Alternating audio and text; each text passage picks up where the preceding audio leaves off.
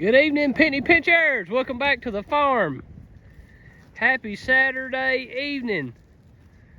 First day of April 2023.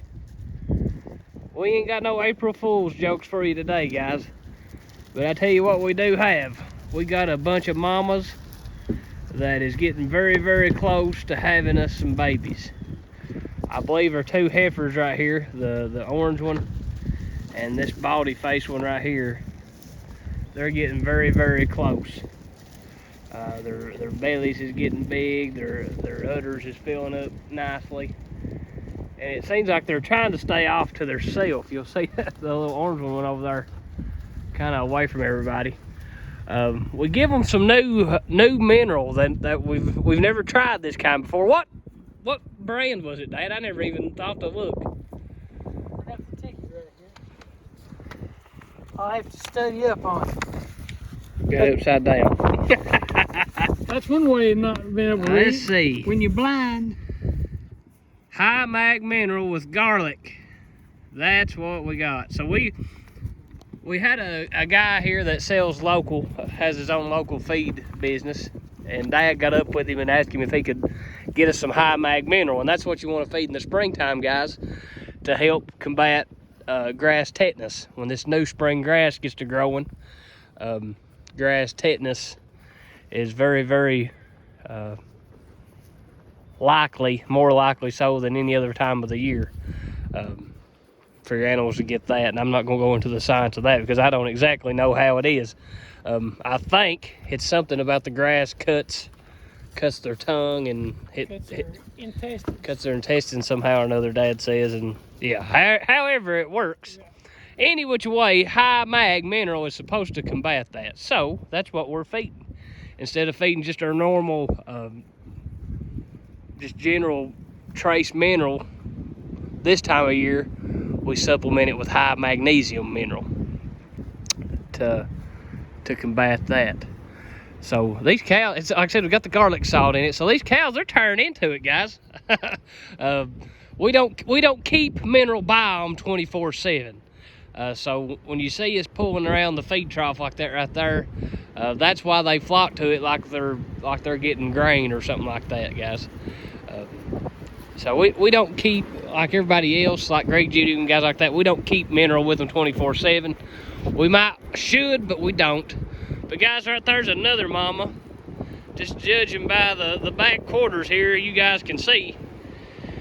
She could have us a calf before dark.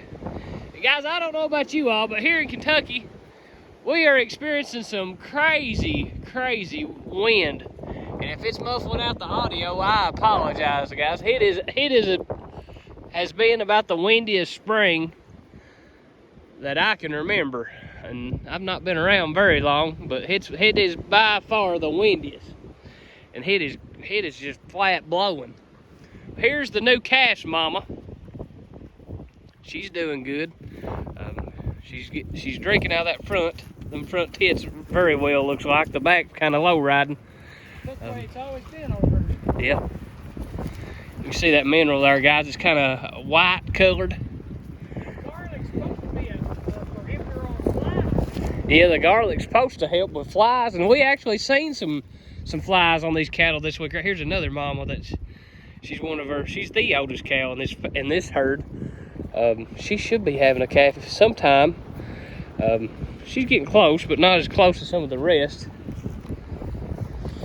But they all should be calving right around the same time together. We put the bull in at the same time and held everybody back. So I'm anxious to see what these first calf heifers does. It's one of those deals, anytime you got a first time mama, you kind of hold your breath. You just never know. So we've been keeping an eye on them ladies for a while now. But here's the new baby, the Carlson calf. He is out, bull calf, guys. He is out on this windy, sunny day. He's feeling his stuff. He come in and running when we changed paddocks and about knocked me over. Well, this cow right here is playing good defense. There he is. And guys, this is our first Carlson calf from Sturgeon Creek, the big Hereford bull we bred to last summer. And I love the way that this calf is marked up. He got a very little bit of white under his belly, but the way his face is, it's kind of a just a motley look to it, I guess you could say. It kind of reminds me of Led Zeppelin, Kiss or something. The way his face is marked up. I like them ears too. Seems like the Hereford kind of puts a little side ear on them or something. That may just be me, and I may just be a little crazy. But I like it. I like the way that calf's colored up, marked up, and I'll be excited to see some more look just like him hit the ground.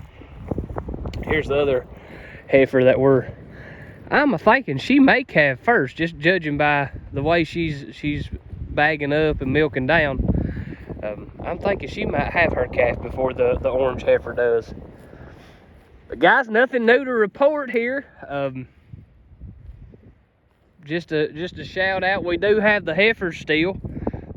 Had a neighbor come express a little bit of interest in them, and we was talking on the phone there the other day, and I'm just like him. He said I'm a sucker for heifers, and I am too.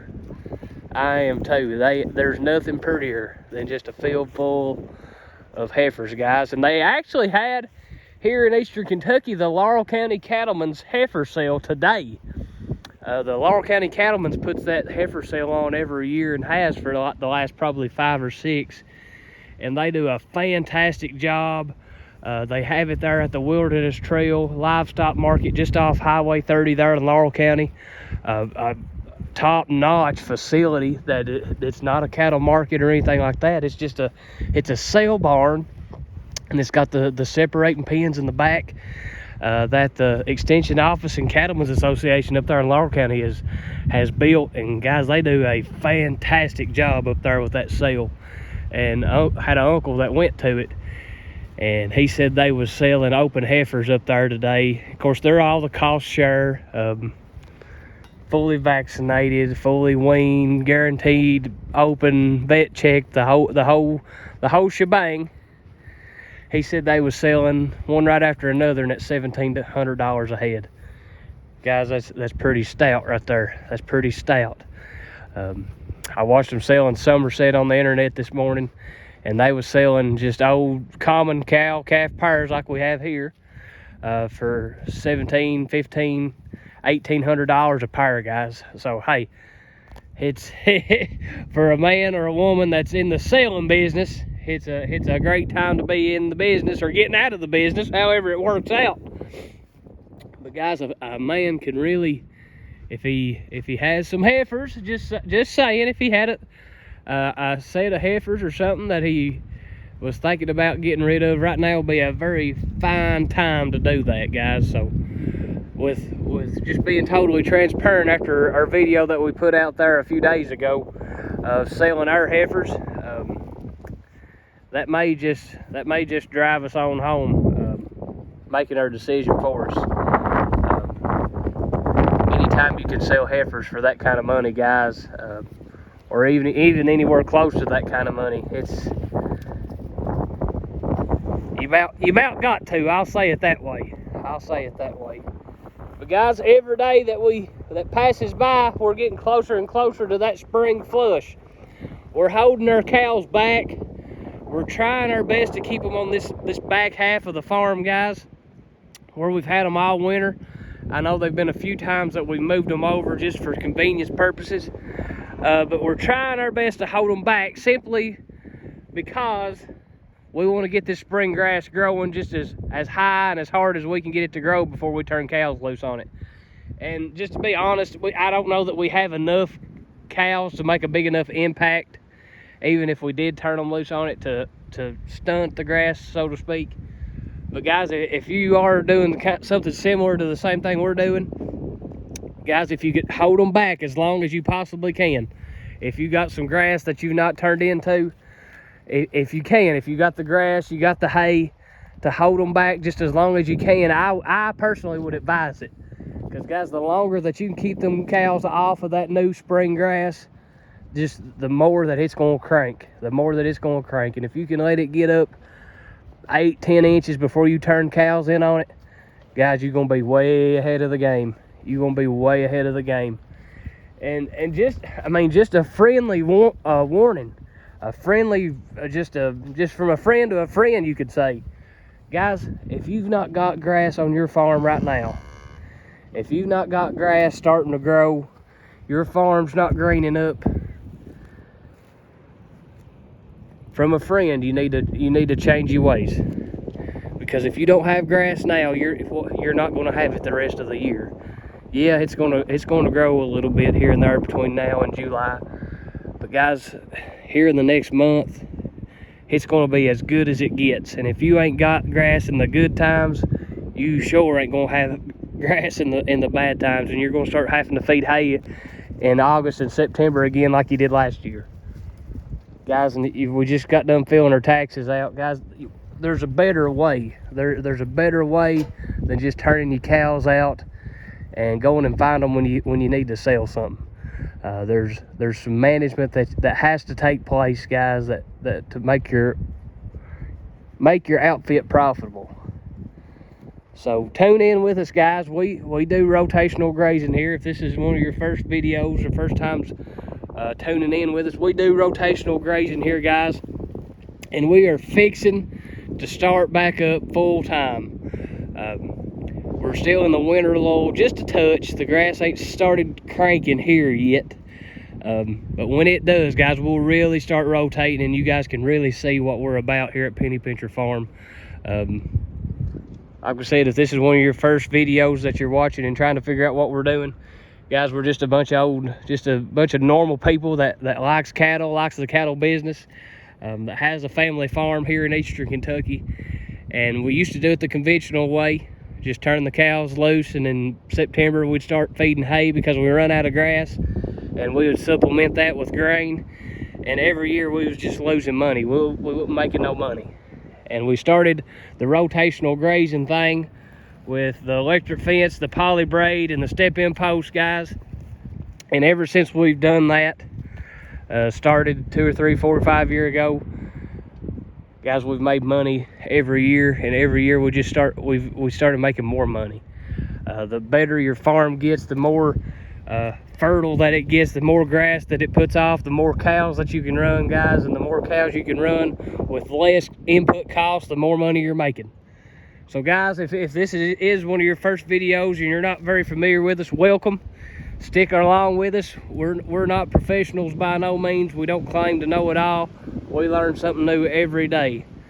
But we are more than willing and want to share what we know with you guys. So we appreciate you guys liking, subscribing, sharing on Facebook, telling your friends about it.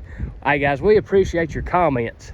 Dad watches those really close, and he really likes reading those off and thinking about them.